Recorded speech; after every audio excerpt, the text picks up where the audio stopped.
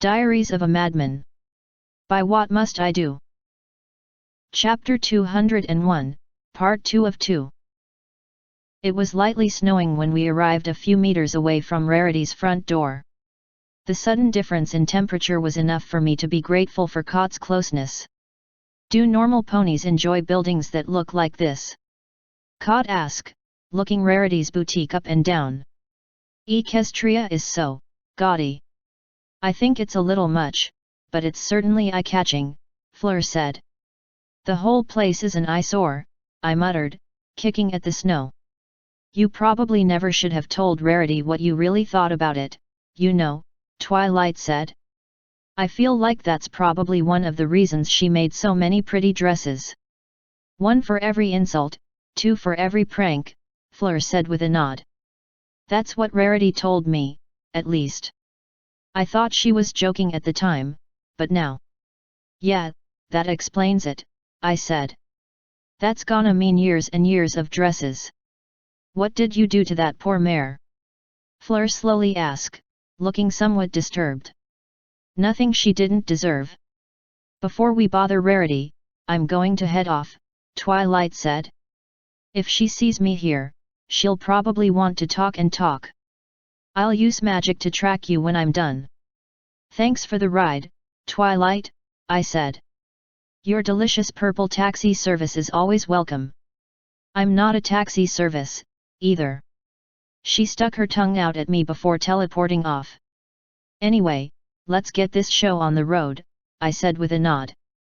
Cot synced with my steps perfectly, as though she was just waiting for me to make a move. She knocked on the door for me as soon as we were close enough. A few moments later, Rarity opened the door. As soon as she saw me, she looked me up and down before smiling. I see you're awake, my lady. How was your nap? Enlightening, I said. Fleur is saying you need my latest measurements. Oh, indeed. Not much should have changed, so it shouldn't take me too long. Would you like us to wait until you're officially open? Fleur asked. No, there's no need for that, Rarity said. Come inside, out of the snow. She backed off, letting us in. I heard you had a few adventures without us, my lovely lady. Was Celestia okay with that? Hearing you call me lady makes my skin crawl, I said. Good, now I know another of your weaknesses, my lady. TCH. Well, Celestia and I came to an agreement. We won't be getting in each other's way anymore. Twilight told me some of what happened, but I have a feeling there's a lot she didn't mention. For you to have actually forgiven Celestia. Forgive me for doubting you, but I find it hard to believe your heart is that big. The full story isn't something that needs to be shared. Ever. Celestia and I have come to an agreement and that's all everyone needs to know. Well, I suppose it's nothing for a humble peasant such as myself to be concerned over, I'm sure, Rarity smugly replied. The life of a beautiful lady such as yourself seems so rife with hardships, in comparison. And now I see why you have years and years of dresses to make our lovely lady here, Fleur said with a grin. 1 for every insult, 2 for every prank. And 5 for every time you called me ugly. But that's just another insult, I said. That's clearly biased. Fine, then 6 for every time you called me ugly. 1 for the insult, 5 for that insult. Well, joke's on you, I said with a smirk. I'm pretty sure I found a way to turn back. I'll just have to beat Tartarus to get it. Then I'll simply have to go with you to ensure you fail, Rarity said. Before she could say anything else, Cot appeared right in front of her to bop her on the nose. It looked like her claw might have been extended, but I couldn't tell. You wouldn't do something like that to my lady, would you? Cot warmly asked, looking down on Rarity with a very kind smile. I sighed and dragged Cot back. Cot, stop acting out for attention. Or at the very least, do it in a way that isn't creepy or scary. Rarity obviously wouldn't do that because she quite clearly doesn't understand the consequences. And I hope I never will understand them, Rarity replied with a nod. Some of the more mature manga I was given had a few scenes in them that depicted humanity's imagination when it comes to causing torment and suffering. And I've seen from Opal what cats can do, so I'd rather not tempt fate. There's another cat living here? Cod asked. I thought I was the only one in mainland Equestria. Opal is my pet cat, Rarity replied. Your pet, cat? Cod said, tilting her head. Rarity's horn lit up and a can of fish appeared. She cracked it open and Opal instantly appeared. That's Opal. Cod was staring at her with the weirdest look on her face. I don't understand. What is that thing? It looks a little like me, but... What? You've never seen a pet cat? I ask. Seriously? She leaned in closer to Opal, who was staring up at the can of fish expectantly. I haven't. This is fascinating. Do many ponies keep my kind in bondage? Quite a lot of us, yes, Rarity said, finally giving Opal the fish she so dearly longed for. They're great for catching mice and cuddling with. But she's not capable of talking, of course. I don't really know if you'd consider it bondage. Yes, I'm sure you wouldn't, Cod said. She reached down to pick up the kitty. My lady, I am going to attempt to communicate with this poor creature. Will you need me while you're being measured? Nope, go for it, I said. Opal didn't seem to mind getting carted off. Rarity looked a little worried, but didn't say anything as Cod walked to another room. So, shall we? Right. Would you mind getting undressed for me, Nav? I'd be happy to help, Fleur said with a smirk. Her horn lit up and I started getting stripped yet again. Since she was being careful with my clothes, she didn't finish as quickly as Doppel. Wait, did you gain weight? Rarity asked as my body was revealed.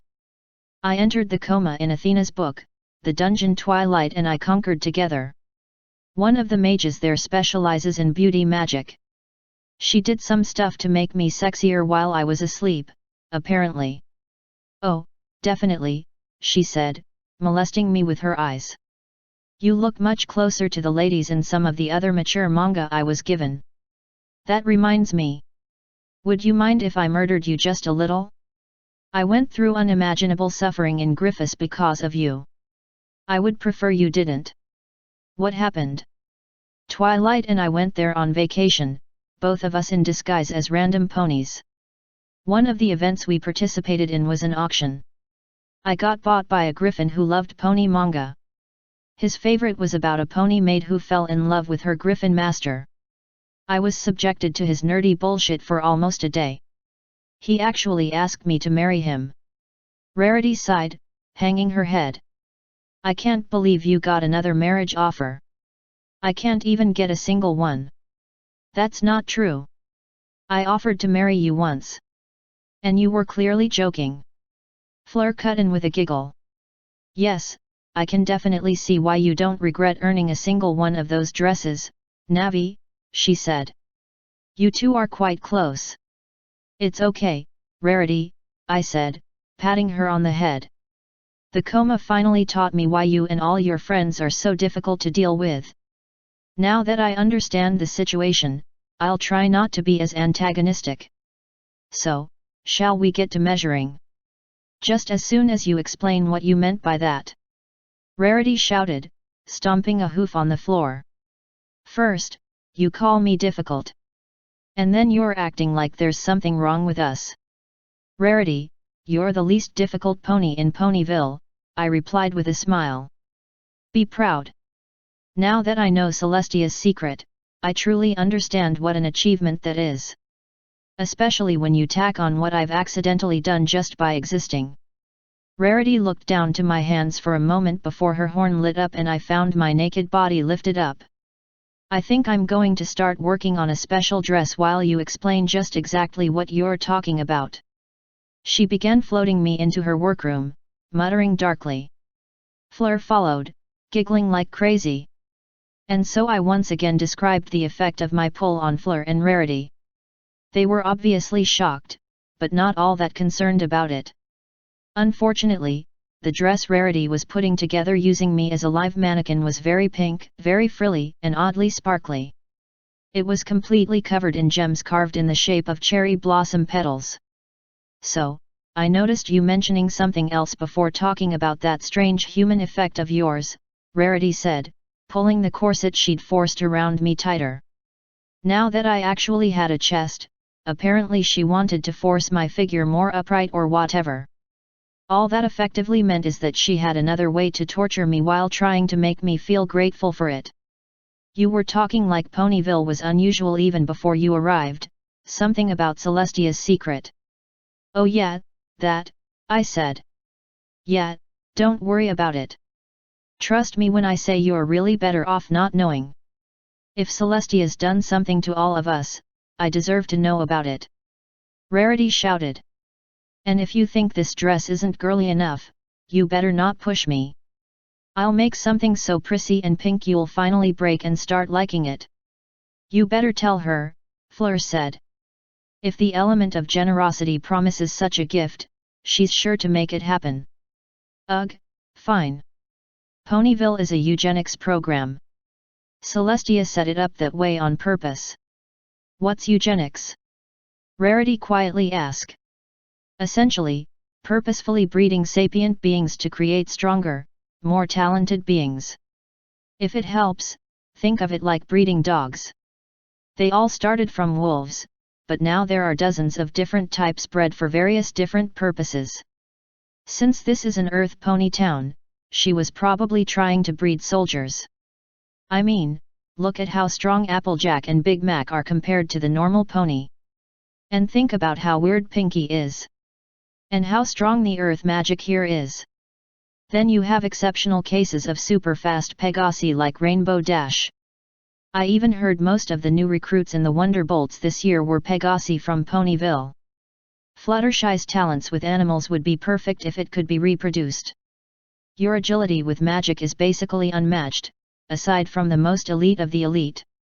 And of course, Twilight was sent here unwittingly to take part in the program, both to act as another breeder as a powerful unicorn and to keep an eye on the inmates. Her weekly letters to Celestia were essentially reports to the researcher on how well the test subjects were doing.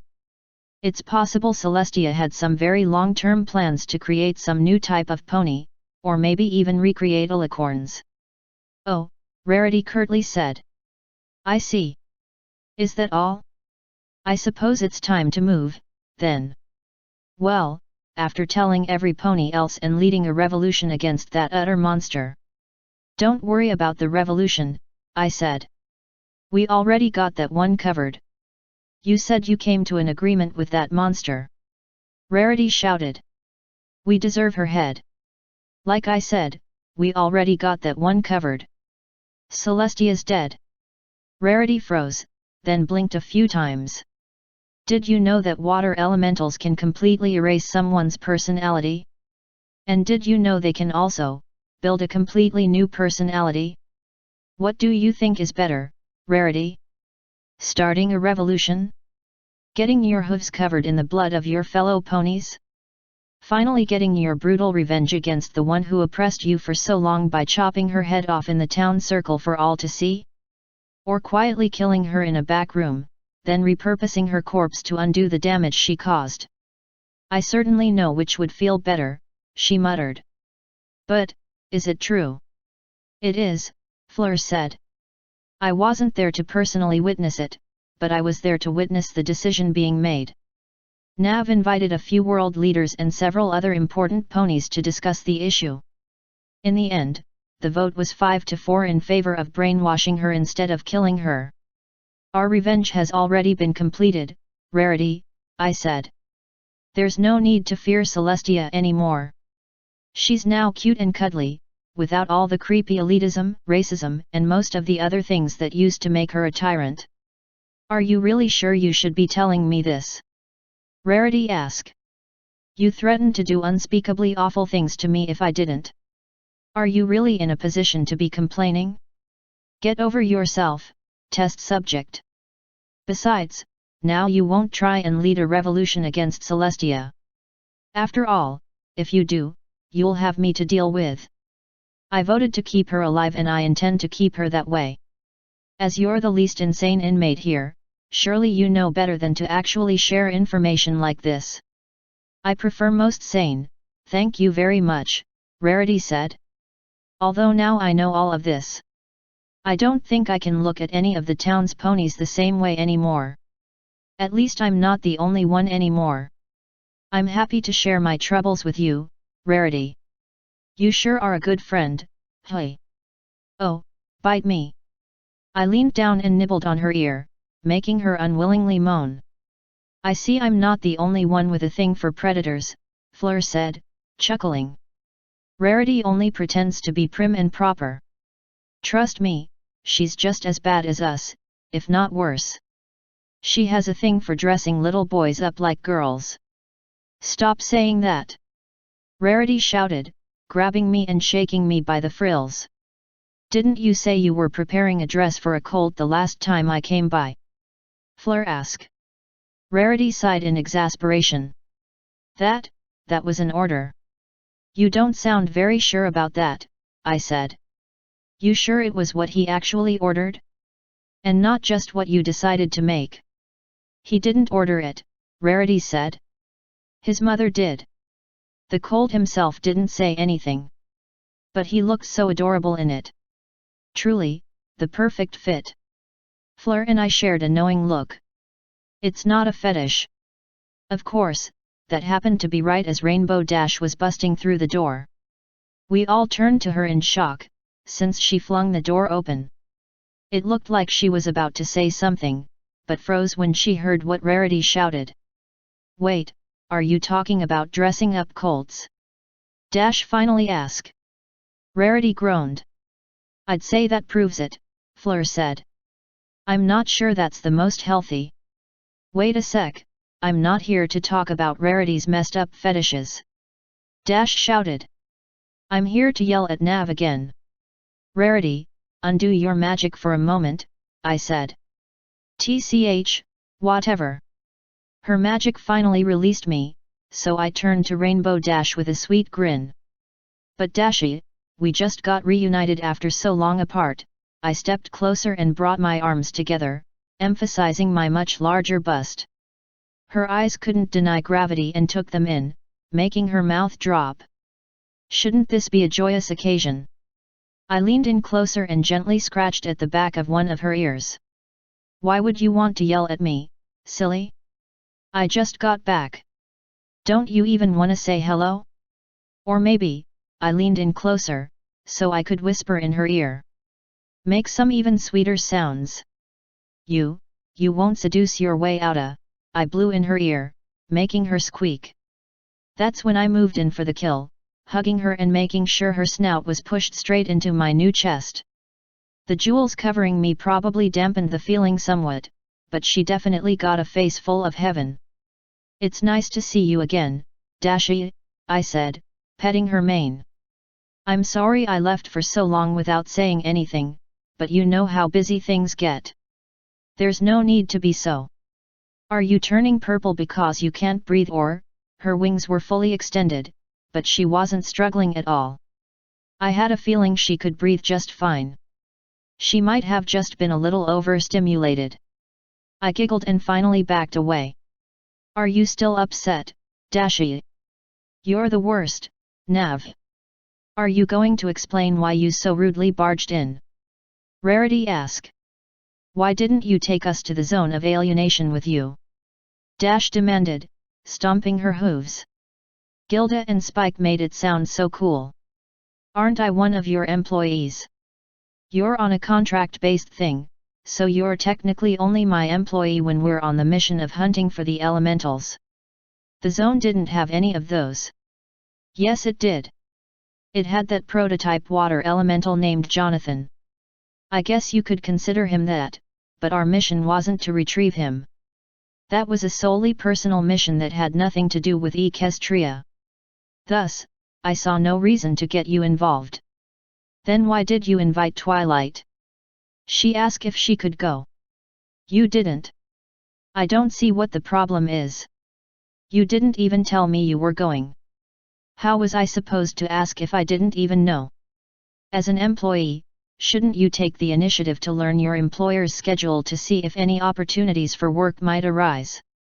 I ask with a smug grin.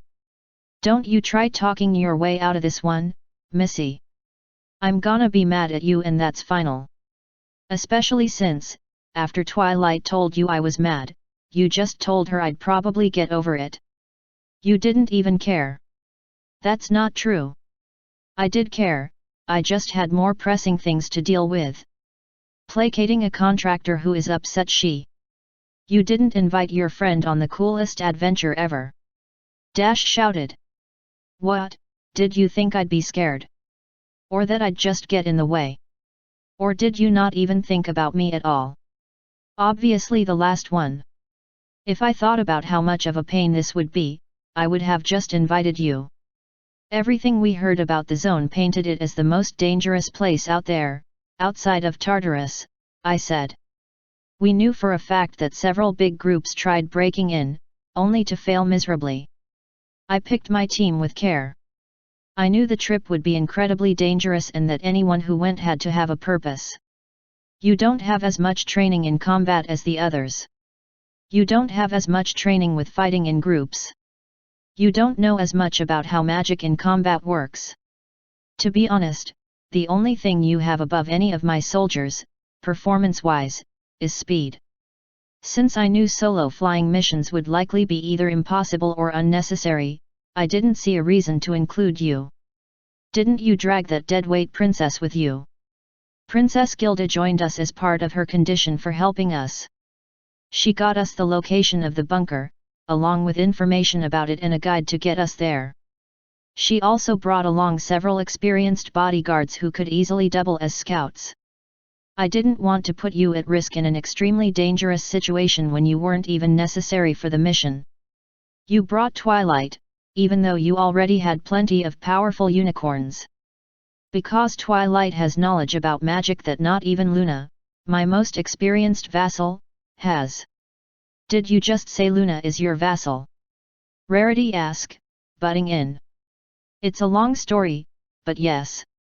You can be mad at me if you want, Dash. But I'm sure you heard how dangerous it was.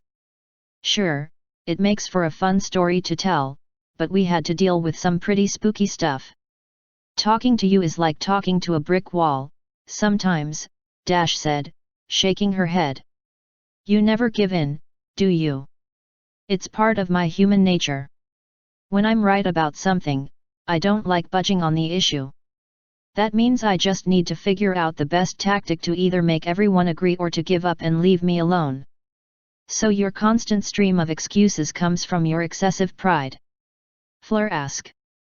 I guess that makes sense. You're too proud to admit to being wrong, so you come up with reason after reason that you have to be correct, even if some of the reasons are blatantly just made up on the spot. But they're usually all logically consistent, so you can almost never call her on it, Rarity said. It's the most vexing thing ever. You called me difficult, but you're the hardest one here to deal with. That would sound like much more of a badge of honor coming from Pinky, but I guess I'll take it from the most sane inmate, too. Wait, Rarity's an inmate? Dash asked. Oh, is this about that time you both got arrested because of that bitch in Canterlot? Fleur flinched. I've never been arrested in my life, Rarity said, huffing. Though Nav tried to convince me I had been, once. I'm telling you, it really happened, I said. Celestia removed your memory of it happening because you got super pissed when she told us she just convicted us of treason for the fun of it. Anyway, can I get out of this gaudy thing yet? Don't you still need to take my measurements? I guess I'm done making you suffer for now, Rarity said. Go ahead and get undressed. Rainbow, try not to drool too much. No promises, she said, sitting down to watch me undress. Well, she ended up getting to watch Fleur undress me instead. Either way, she definitely enjoyed the show. Whoa, Nav. You're so squishy now. What happened? Someone did magic to me while I was in the coma without permission. This is the result. Her vision of my new sexy breasticles was partially blocked by Rarity's measuring tape. I'm going to enjoy dressing you up like a cute little doll for the pageant, Rarity said as she looked over the numbers. Now that you can actually fill out dresses, there's so much more I can do. Please remember that you have less than a week left, Fleur said. Any time crunch is worth it to make our lovely lady here as pretty as can be. Rarity sweetly replied, her eyes, and measuring tape, sizing me up like prey. Now that she may have a way back to being a man, I have to make the most of what time I have left. Wait, what? Dash shouted, jumping back to her hooves. There's probably an artifact in Tartarus I can use for it, I replied with a grin. That'll be one of my goals when I go there. When we go there? Dash immediately said. Well, we as in me and several armies, yeah, I said.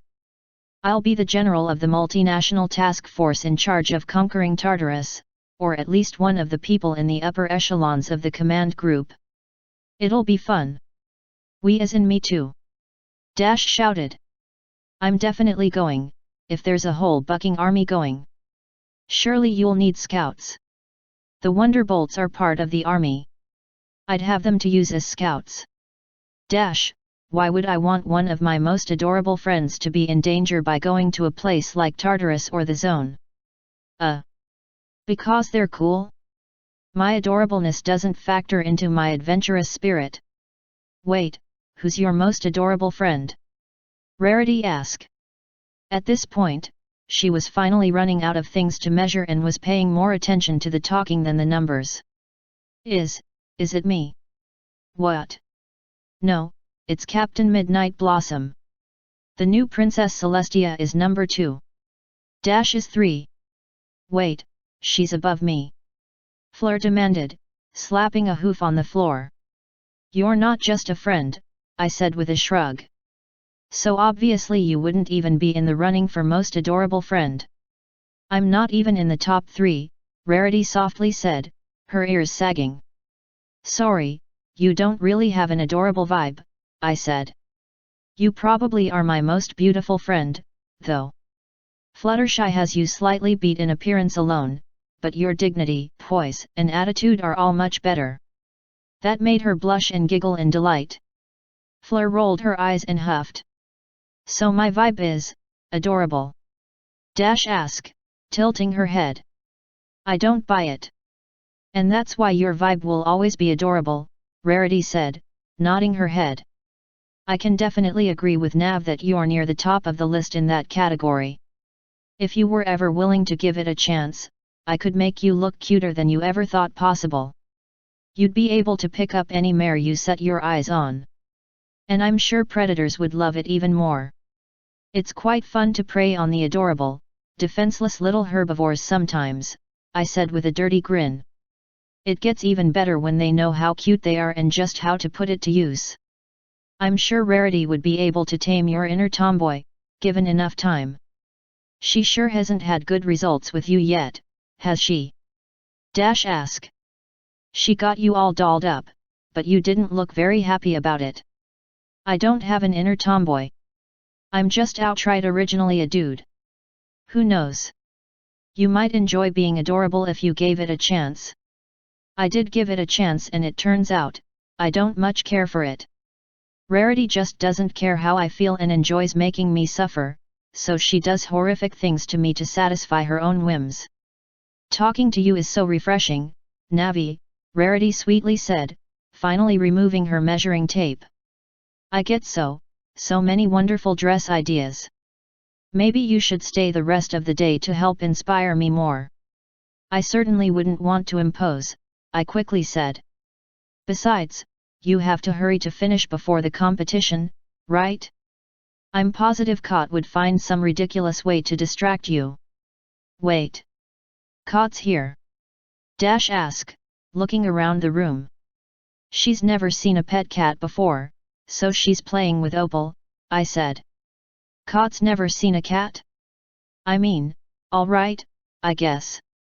Are you sure she's not hiding traps?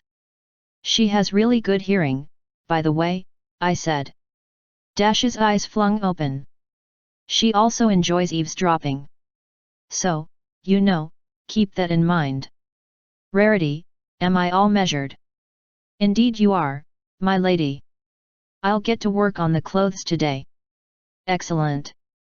Fleur magically produced the dress I came in with and forced me into it. I honestly didn't want to put it back on, but escaping Rarity's abode meant I'd have to deal with fewer dresses later.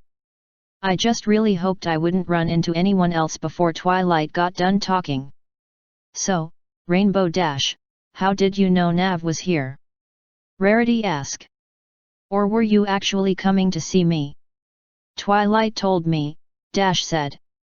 She said since Nav probably wouldn't try to contact any of us, that we should meet her. I think she's going to Fluttershy next, then Applejack. We both assumed Pinkie already knows and is just biding her time. Shall we find a train heading back to Canterlot? I ask, looking over at Fleur. Don't you want to see your friends? Fleur asked. There's a time and a place for all things, I sagely replied. I agreed to come to Ponyville to get measured because I figured we could probably get it done quickly and get out. I only got out of the coma last night. I have a bunch of things that need to get done. Seeing everyone would be neat, but it's not really in the cards for a while. Sounds like an excuse, Rarity said.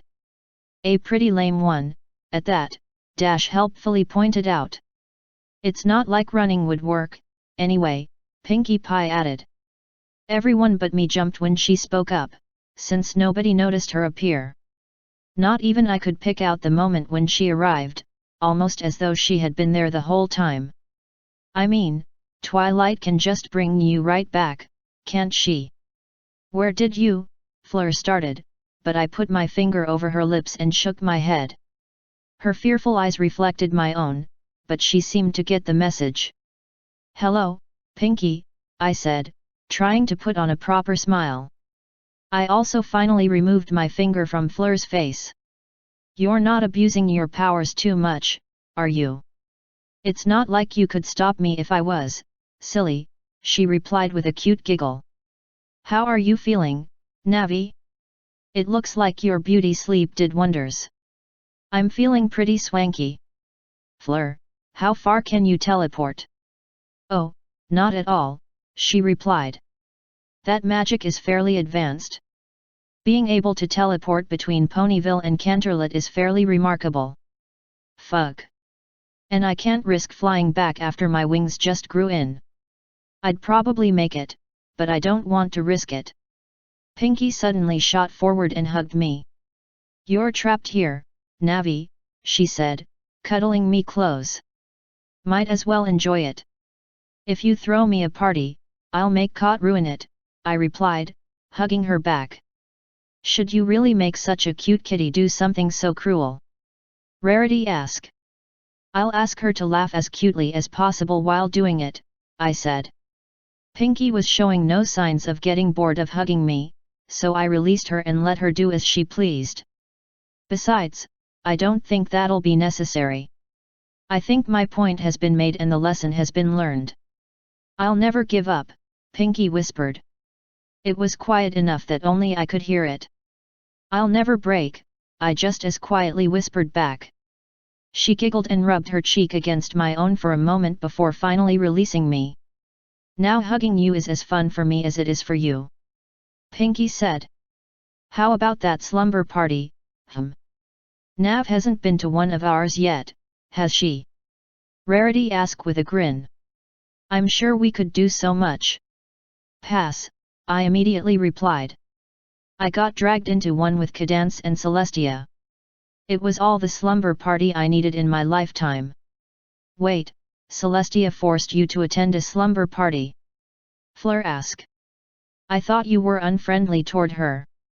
It was complicated, and a while ago. She caught me off guard with how she acted when I got back after a while. Turns out, she was trying to seduce me so I could be more easily controlled. When are we just gonna get rid of her already? Dash petulantly asked. Let me worry about that, please, I said. Trust me when I say that things are handled, Dash. The one who most deserves the revenge should be the one who decides the punishment, Rarity said with a big grin. Fret not, Rainbow. I'm sure Nav won't disappoint us. Speak for yourself. Pinky said. She didn't even invite us to the super cool coma. Taya got to go, but not me. Wait, you let Taya join your coma, but not us? Dash asked. Taya and I needed an opportunity to be more upfront and honest with each other, I said. The coma gave us a good chance to communicate. I wouldn't share that bonding experience with anyone else. You're better off getting mad about not getting invited to the bunker, instead. At least then you might have an argument. I'd never have an argument against you, Nav, Pinky said. You'd shoot it down in a heartbeat and keep on avoiding blame the best you can. Holy shit, am I actually still in the coma? We really probably shouldn't keep disturbing Rarity's business like this, I said. If Twilight's going to continue being difficult, I'm going to need breakfast. Fleur, shall we go looking for any diner that isn't Sugar Cube Corner? Nope. Pinky replied for her. Let's go, Navi. She grabbed my hand and started dragging me away. The cakes are gonna love your cute dress. I can't leave without my pet kitty, I said. Kot finally made herself known, almost instantly appearing at my side. I have returned to your side, my lady. Her eyes flickered to Pinky for a moment before turning to my own. Can I be of service? Apparently I'm getting kidnapped and force-fed. Do you need saving? Don't be ridiculous, you're not a match for Pinky. Wait, what? Fleur butted in. Are you joking? Or are you, surely you're joking. You just heard me tell Rarity what kind of place Ponyville is. Pinky is Celestia's super secret trump card. You know how friendship is magic? Well, Pinky has the most friends. With all of those people believing in her, she's unbelievably powerful. The reason she isn't beating Discord is because she's using it as a trial for me to overcome to be a true hero. You really shouldn't just reveal a mare's power level, Navi, Pinky said, gently slapping me with a hoof. Besides, now she really thinks you're joking. Fleur was starting to look concerned. Must be nice, Dash said with a sigh. I wish I could believe Nav was joking. Living around someone who's so powerful and impossible to escape from can be so nerve-wracking. Pinky's smile deepened and I saw hints of the mania entering her eyes. Girls, hush! Rarity hissed. Some things shouldn't be discussed. At this point, Fleur actually seemed afraid. She was staring at Pinky in terror. Fleur has experience with secrets that shouldn't be discovered, I said. Don't worry, she's intelligent. That's why she'll force herself to believe we're just joking. Isn't that right? Let's go get breakfast, Fleur nervously replied. It seems I must have blanked out for a moment. I thought I heard the most fanciful story, but for some reason, I can't seem to recall it. I'm sure a load of sugar will help brighten up your morning. Pinky sang, continuing to drag me along. When we finally got outside, Rarity waved us off. Pinky finally stopped dragging me and let Kot claim my arm. Dash and Pinky led the way into town. Kot and I followed behind them. Fleur brought up the rear, casting furtive glances toward Pinky, but quickly looking away. Say the word and I cover your escape, Kot whispered, purposefully making it loud enough for Fleur to hear. I'll distract her as long as I can, but I won't let you sacrifice yourself here pointlessly, I replied just as quietly. I still wouldn't be able to escape. Once the pink devil has you in her sights, it's over. Forgive my lack of vigilance, my lady. I allowed this thing to get so close without even realizing. It can't be helped. We're talking about Pinky, after all. Fleur was starting to sweat bullets. Kot and I ignored it. Several of Ponyville's residents were already out and about. Some were preparing for winter wrap-up. A few were starting to set up various stalls. All of them stopped what they were doing to stare at us. Well, they started staring at us, but all of their eyes naturally gravitated toward me. I had a feeling nobody was expecting that ugly monster Twilight summoned to end up as an incredibly powerful noble lady. They probably would have treated me more nicely if they had. Most of the townspeople didn't trust me and didn't much care for me at the start. I slowly grew on them, but I definitely left for a reason. The stares bore on me, but when Kot realized I was looking down, she purred and rubbed her head against my neck. "Relax, my lady," she whispered. "These ants mean nothing to one who towers over them. Daria, ease my mind." "Willpower buffed," she replied in my head. "Be at ease, my lady. Their stares are of adoration, not fear, pity, or anger. You have accomplished much. You are a hero of this land. Wear that title with dignity and confidence." My eyes finally looked back up, only to find Dasha flying backwards in front of me. "So do those new wings actually work?" she asked. "They look really flimsy." "They do, but I'm going to wait a while longer to do more thorough tests. They just grew back, so I'm going to give them a little more time to make sure they're completely mature." "Are they fast?" "Nope. TCH, boring." "What about the tail?"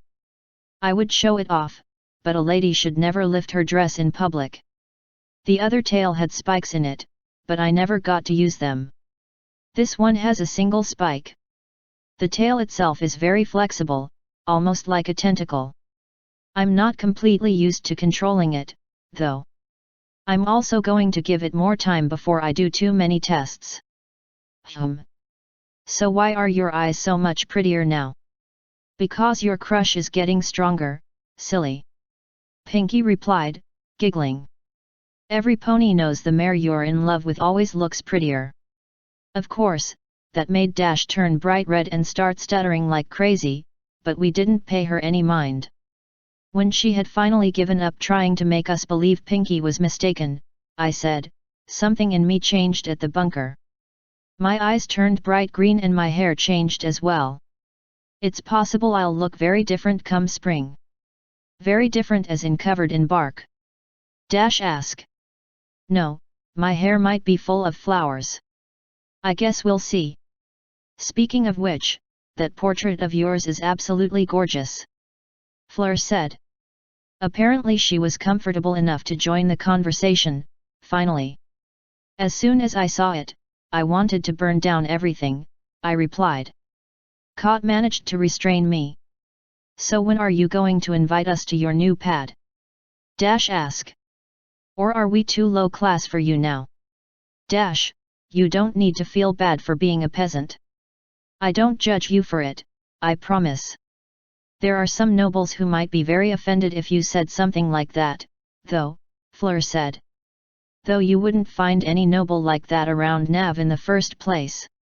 She utterly terrified their leader at a party I hosted, so that faction avoids her." "I kinda sorta vaguely remember what you're talking about. If I'm thinking of the right guy, he was bullying Blossom. I obviously had to defend her." "You threatened to murder him. So what?" "I've threatened to murder you, too." Most ponies would balk at that. Dash yelled. "Nav, you can't just go around threatening to murder everyone." Fleur was threatening to bully Taya. I obviously had to defend her. "Oh, actually, that is a decent enough reason," Dasha said. "Fair enough, I guess. Despite appearances, we used to be enemies," Fleur said. "In fact, there was a time when I had Nav and Rarity arrested for treason." "Good times, hey?"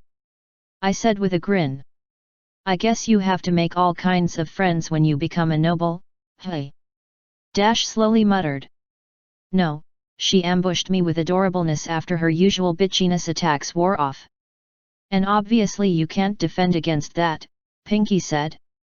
"Ponies have gotta be your natural enemy, hey?" It took me a very long time to find any pony other than Apple Bloom adorable. Even now, my standard is pretty high. There are a few who can make it, but not many. Are you saying adorableness is your weakness? Dash asked. Obviously, Pinky said. It's a shame I've never been able to make use of it. An eldritch horror is an eldritch horror, no matter what body it's hiding in, I said. It's not very fun to play with someone who's afraid of you, Pinky said. Come on, Navi. There's no need to be afraid. I won't hurt you anymore, promise. Does that mean you'll stop doing things that normal people would find impossible? Because I take mental damage every time I witness it. When you dragged Vinyl Scratch into the ground right in front of me all those years ago, I almost pissed myself.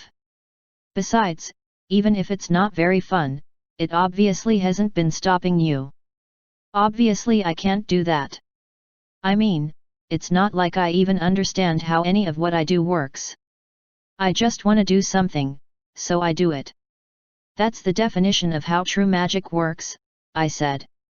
Celestia told me that the waking world is like a dream and that for those who are lucid, changing reality is as simple as willing it. I guess it shouldn't be surprising that magic is deeply connected to madness. After all, one would have to be mad to even consider changing reality using willpower alone. What does that say about Twilight? Dash slowly asked. Do you remember what happened that time she thought she was late for her friendship report? I asked. No offense to her, but she has a few screws loose somewhere. I'm sure Dash probably wanted to retort, but the entrance bell for Sugar Cube Corner cut her off and made her stay silent. Unfortunately, it was opening because Twilight was walking out. And man, did she look peeved. Mad, am I? Twiggles asked in a voice much calmer than she looked. I started my statement with no offense, so I won't allow you to take any, I said. Especially after sicking Pinky on me. No, she tracked you down on her own. I just knew she would bring you here. I was coming out to greet you when I got to hear something quite interesting. How exactly are you going to stop me from taking offense?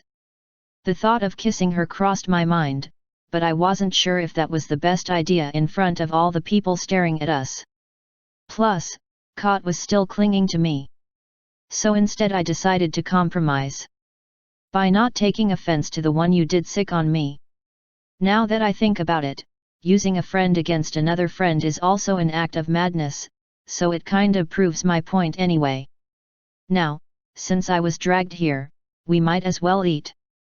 You weren't dragged anywhere, Twilight said, scoffing a little. That's because I started cooperating, I replied with a sigh. I can't just be seen getting dragged around town in a net anymore. It's getting more and more difficult for me to believe you're joking, Fleur nervously said.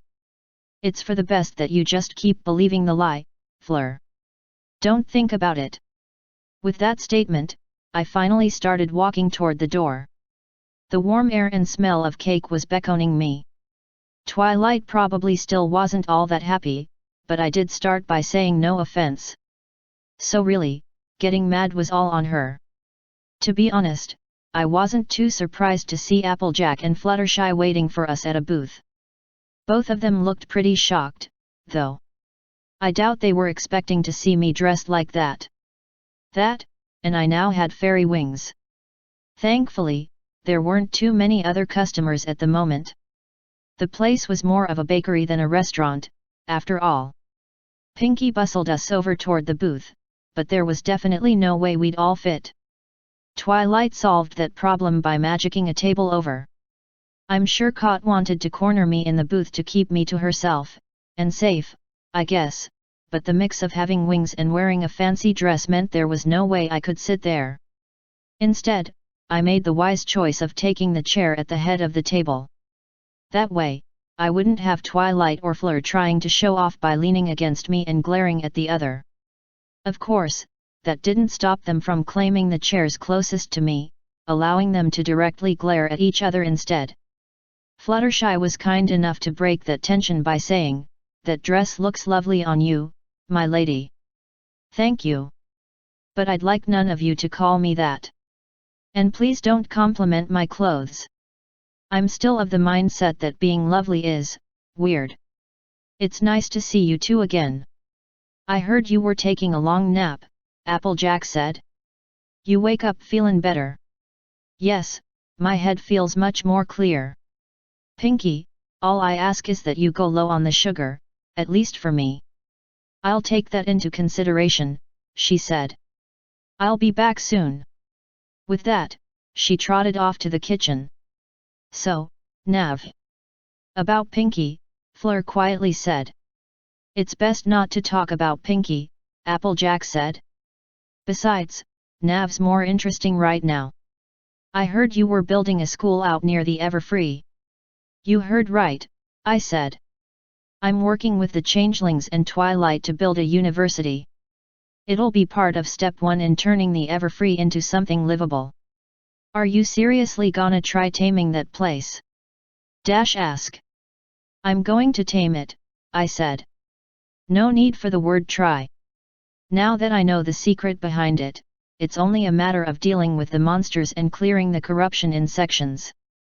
Turns out, the Everfree is a grove built by a tree sister ally of Luna's who suicide-bombed Celestia's old capital in a revenge attack for banishing Luna. I actually need to ask Luna how that talk went. The tree sister wants to speak with you, Twilight said. It slipped my mind, with everything else. From what Luna was saying, she'll need one of your seeds to revive. I'll go out there with Luna after I make my next one, then. Your seed? Fleur said. Is that in any way related to those magically blooming cherry blossom trees behind your house? Yes. Don't worry about it. Fluttershy, there are probably a lot of animals in the Everfree that don't classify as monsters. Is it true you're building an animal sanctuary? With Luna's help, it's already done, Fluttershy replied with a smile. I was surprised when she showed up at my door, but she ended up being very helpful. I don't know if she took any of my lessons to heart, though. Thank you for trying, I said. If you ever need her help again, please borrow her and drill those lessons into her skull. That mare is utterly terrifying. Didn't you make her a vassal, though? Applejack asked. Why, if you're that scared of her? I didn't have a choice. My body was taken over by an insane water elemental who forced me to make Luna a vassal. I haven't rescinded it because I've decided I'd rather have her under my control than letting her be on her own with her mentality and powers. She's way too dangerous. Do you really think you can keep her under control? Dash asked. Yes, of course. The thing Luna most wants is to be kept under control. As long as I don't give her too much leeway, she almost definitely won't do anything inexcusable. Also, I've cleansed all the elementals of corruption, so they probably won't go insane anymore. One is in her, so she should be safe.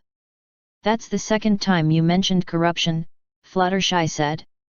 What's wrong with the Everfree? And what was wrong with the elementals? Two different types of corruption, Twilight said. In the Everfree, the tree sister cursed her seed with dark magic. When she planted it, the area around her started filling with dark magic. This brought in dangerous monsters and magical beings that thrived in it. In that case, the corruption is a curse. And the elementals had corrupt programming, I said. As human machines, they were initially imperfect. Over time, they degraded. A lot of the degradation was in their internal programming, which dictated how they behaved. This corruption caused aberrant behavior like body snatching, threatening to turn me into a happy mother, and promising to slowly warp my mind over time until there's nothing left of the original me but a memory. We found a different human machine at the bunker that was designed with the ability to repair corruption, so we used it to fix the elementals. So you can really clean up the Everfree? Applejack asked, her eyes going wide, completely ignoring my mental trauma. Are you actually gonna put a town there? That remains to be seen. I'll definitely have roads and train tracks built through it. That'll cut travel time down by a ton to some places, and it has to be done before I can think about building anything. Plus, there's a whole bunch of spooky shit in there that needs to be thoroughly investigated and either destroyed or blocked off. We don't need another storm of pinkies, that's for sure, Applejack said. Wait, storm of pinkies? Fleur asked. Now I simply have to know. Pinky found a magic cloning pool, I said. A good chunk of the town got damaged. We had to call Celestia in to murder them all. I think that's technically a state secret, though, so you didn't hear it from me. So this is what a town made as a mad science project feels like, Fleur said. Ponyville seems quite interesting. It's not a place for the faint of heart, I said. People randomly burst through windows, sometimes things fall from the sky, spontaneous song magic hits about once a week, villains show up every now and then, and it's usually one of the mares you see before you at the center of it. You attract more trouble than any of us, Fluttershy said. Are you really happier in Canterlot than you were here? It's less about location and more about mentality. I bought and paid for the house I have right now and built up a group of reliable subordinates who are happy to do my bidding. Of course I'm happier now. But do you really think I could sustain all of my retainers in Ponyville? And do you really think Ponyville would be happy having a large group of dangerous strangers showing up all of a sudden? Even in Canterlot, the amount of soldiers I have on staff is unheard of. I think Ponyville would be happy to get a contingent of well-trained guards, Fluttershy said. You just mentioned that villains show up, and yet the princess hasn't sent any pony but Twilight to help protect us. Then who does that mare with the weird eyes work for? Cod asked. She's a grey Pegasus with blonde hair. She appears to be a very well-trained operative who watches my lady and I every time we're in Ponyville. I assumed she was Celestia's eyes on the town. What, do you mean Derpy? Dash asked. No bucking way. She's far too clumsy. That's what I meant by well-trained, Cod said. It's an act. Since she's had a few years to work on it, I didn't notice at first. Could she be a changeling spy? She's definitely not, Twilight said. After we found out Bonbon was a changeling, I used magic to check for more.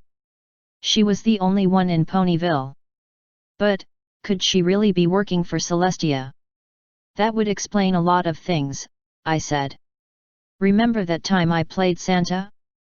She was the only person awake when I came by, and she gave me cookies and milk as though she was expecting me. And a little while later, I found her in a top-secret testing facility in Canterlot while I was provoking Cadance into ruining her name. I was too busy at the time to pay it any mind, but if she actually does work for the throne, it would make sense. But it's rude to probe into someone's backstory. And it's dumb to fuck with a royal agent. It's much better to not be noticed by Celestia, after all. When are you just gonna cut her head off, already? Dash asked. Don't you worry your adorable little head about it, Dashy, I said. I would have bopped her, but she was sitting too far away. Also, it's probably best not to talk about treason in public.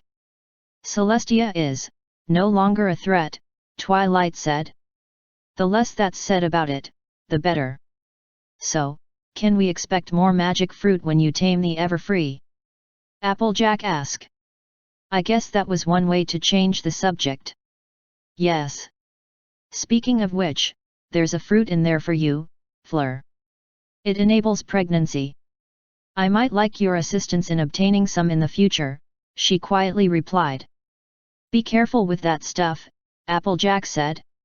It might make you do something embarrassing. Pinky came out pushing a small trolley of food. At the moment, there were just a few dozen muffins on it. She deposited those on our table and quickly trotted back to the kitchen to work even more of her magic. So, are these actually safe to eat? Fleur whispered. Yes, they're perfectly fine for ponies. Cod and I might get too much sugar, though. Besides, this is almost definitely just the opening act. I mean, some of these don't even have icing on them. It's not a Pinky breakfast if at least half of it isn't sugar. Muffins without mental trauma are the best, Kot said, nomming one. They taste so much better when I'm not dying on the inside. Thankfully, everyone ignored Kot's drama. Since the taste tester was still alive, the others started chowing down. I thought about it, but I had a feeling Pinky had something ridiculous in store for me and I'd need plenty of room for it. So how are you planning on cleaning up the forest? Fluttershy asked. Is there any way I can help? One of the courses I want to teach at the university is monster hunting. I can use the hunters to clear sections of the forest at a time, then cleanse the corruption so monsters don't congregate. I'm not sure if there would be anything you can do, but after all the monsters are gone, there will be plenty of room for normal animals to move in. If any of the safe creatures in your conservation want a new home, they'd be welcome. It'll probably be a while before I start developing anything more than roads. I'll see if I can find any colonists, Fluttershy replied with a nod. It'll be hard to convince them to return to the Everfree, so I might need your help to protect them until they understand the monsters are gone. I'm not sure what all I can do, but I'll at least try. The seeds I was going to plant to counteract the corruption should keep monsters away, if I was understanding correctly. The Timberwolves were also intelligent, so I could try to work with them as well. It made me regret leaving my pet timber puppy behind, but they can't survive too far away from the forest anyway. Applejack, you think the local farmers would be willing to sell food to the university? I know some of the ponies around here don't like change, and a university showing up out of nowhere is a pretty big one. That ain't gonna be a problem, she replied. You've helped Equestria plenty. Plus, you've recommended all of our businesses enough while you were in Canterlot that we've had a pretty big uptick. This town may be a hot spot for trouble, but just about every pony who works here is an expert in their craft.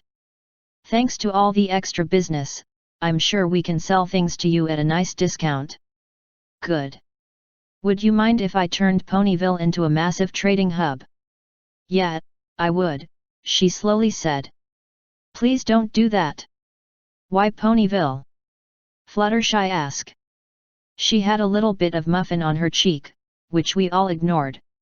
I know the people here, including the mayor. It's close to my official territory and also close to Canterlot. Despite the town being a hot spot for trouble, just about everybody who works here is an expert in their craft. I figured if the place became a trading hub, they could more easily export their goods to earn higher prices. I'd work as the middleman who transports the goods via train, airship, or other means.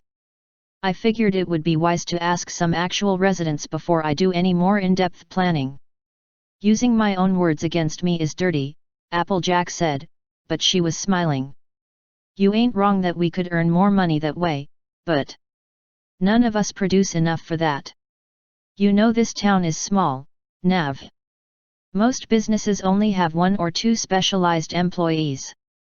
We have our hooves full with just the work we're doing now. She's right, Pinky said from right next to me. Suddenly she was putting a plate in front of me. The entire thing was covered in a massive Belgian waffle with plenty of syrup, blueberries, and a smiley face made of whipped cream. The cakes stay fully booked. So does Rarity. Bonbon's candy store always sells out every day. The Spa Sisters always have at least a week's worth of appointments before their next availability. Ponyville isn't big enough for your ambitions, Navi. With that final dream-killing statement, she hoofed me a fork that looked wholly inadequate to handle the giant waffle before me.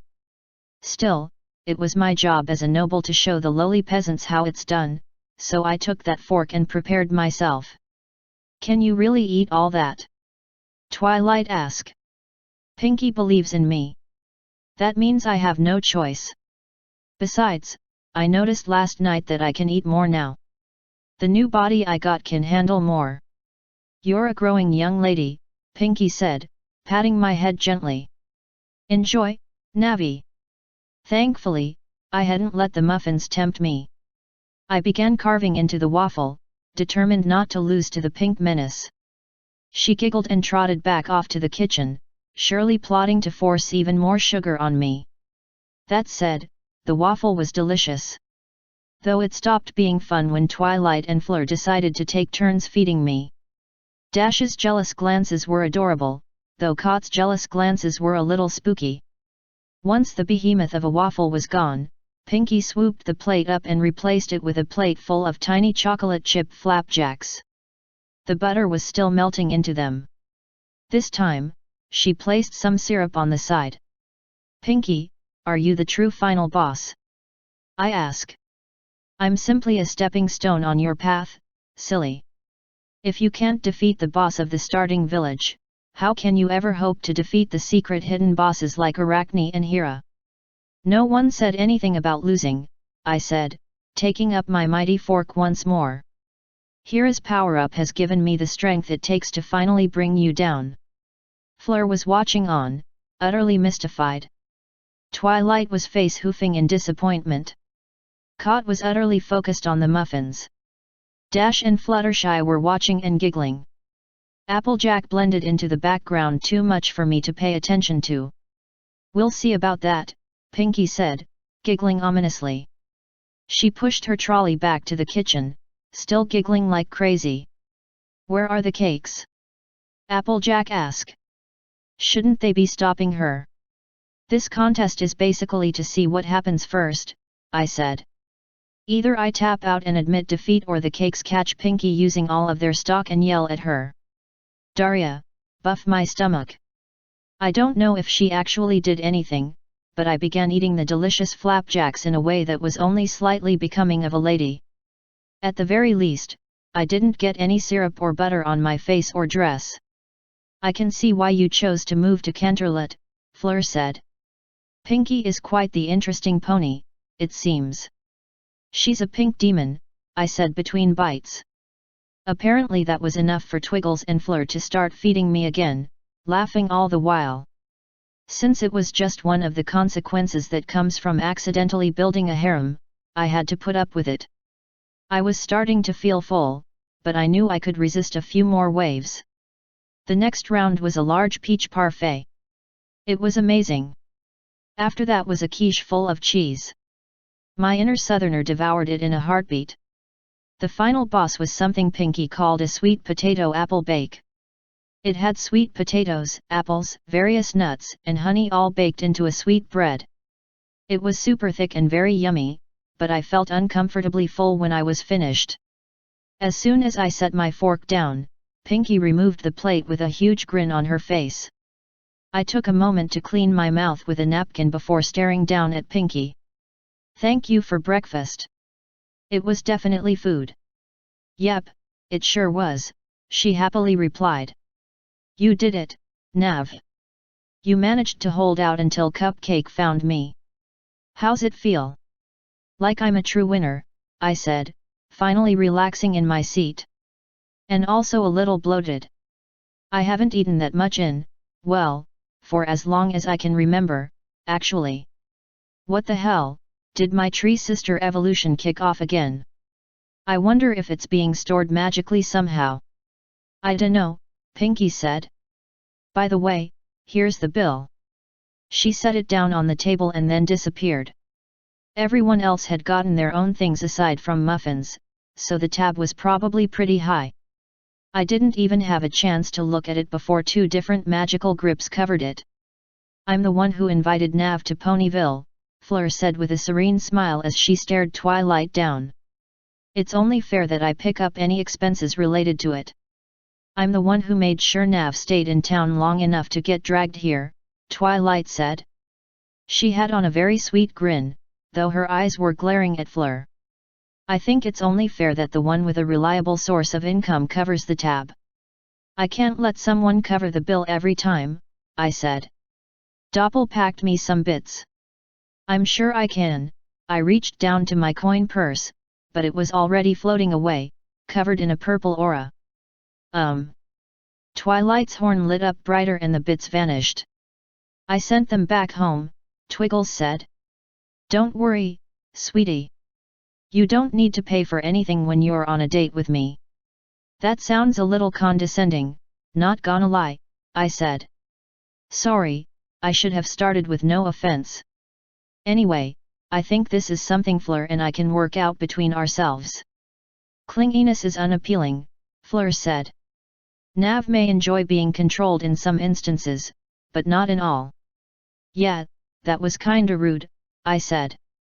But fine, you two figure it out on your own. It suddenly seems so petty now, Fleur said with a sigh. I concede. Twilight grinned in triumph and finally floated the bill over. As soon as she saw the number on it, her smile twitched a little. Well, I guess I win, hey. For some reason, she was sweating slightly. Her horn lit up and a mound of bits appeared on the table where the stack of muffins used to be. I guess I need to push up my publishing schedule. Fleur smirked and said, it truly was a delightful breakfast. Thank you for covering the bill, Miss Twiley. Yeah. To be fair, if I had been the one to pay, I would have needed to hit a bank. I wasn't expecting it to be that expensive, but we had eaten quite a lot. But whatever, it wasn't my problem. So, I think it might be time to get back to Canterlot. Why are you always in such a hurry to leave us behind? Dash asked. Because you're annoying in large doses? I just got out of the coma yesterday afternoon. It's good to see friends again, but I have noble duties to do, plus personal business to take care of. And if I'm lucky, I can still walk Taya to school. That'll help settle my stomach. Why are you always in a hurry to make me sound like a naughty girl instead of taking my words in a better light? What? Going to Canterlot would mean leaving us behind. I wasn't making you sound naughty. But you did sound accusatory, Fluttershy said, patting Dash's shoulder. Lady Navarone is very busy. If you do go starting a business, there are things the ponies here might want to import, Applejack said. Ask around and I'm sure you can find all kinds of things the ponies here need but have to go to a bigger city to get. I'll keep that in mind, I said. I have a few possible things in mind to fix it, but it'll require more thought. Fleur, Twilight, you ready to go? I am, Fleur said. She had been devouring donuts, but managed to avoid any sugar on her face at all. It was impressive. Yep, I'm ready, Twilight said with a nod. I did my duty by forcing you to see everyone. Thanks, Obama. I finally stood and smoothed over my dress. It sucks that this action is becoming automatic. It was good to see everyone again. Cot almost instantly appeared at my side, of course. You'll definitely have to come to the pageant, Fleur said as she stood. Navi's gonna be so cute. Joke's on you, I'm gonna lose on purpose. Since Nav definitely won't tell you when, I'll send you formal invitations later, Twilight said as she removed herself from her seat. Rarity's gonna make her adorable. Yep, shoulda just died at birth. I'll definitely be there. Dash said. I gotta see Nav all dolled up. You sound as bad as Rarity, Applejack said, shaking her head. Though I do kinda wanna see it. Maybe I'll bring the whole family. I'll definitely be cheering for you, Fluttershy said with a warm smile. You've come so far, my lady. Didn't I just tell you not to call me that? I'm mostly just competing as a formality, I said. Plus, Fleur and Cot basically forced me into it for their own sick amusement. Blossom was there, too, Cot was quick to say. You know I can't stay angry at her. Anyway, the point is, don't expect much out of me at the competition. I probably won't last long, unless the game somehow gets rigged in my favor. I stared quite pointedly at Fleur. Which isn't going to happen, right? Of course not, she said. This is an attempt to bring the races together. Rigging the competition would defeat the purpose, especially if we rigged it toward the one who came up with the idea, who also happens to be the only member of her race. There were some who didn't even want to let you compete, after what happened in the tournaments at the Europe parties. Needless to say, there are enough vigilant eyes to ensure no cheating happens. Good. Farewell for now. Twilight. I'll see you all soon, she said. With that, her horn lit up and we appeared back in my anteroom. End of Chapter 201.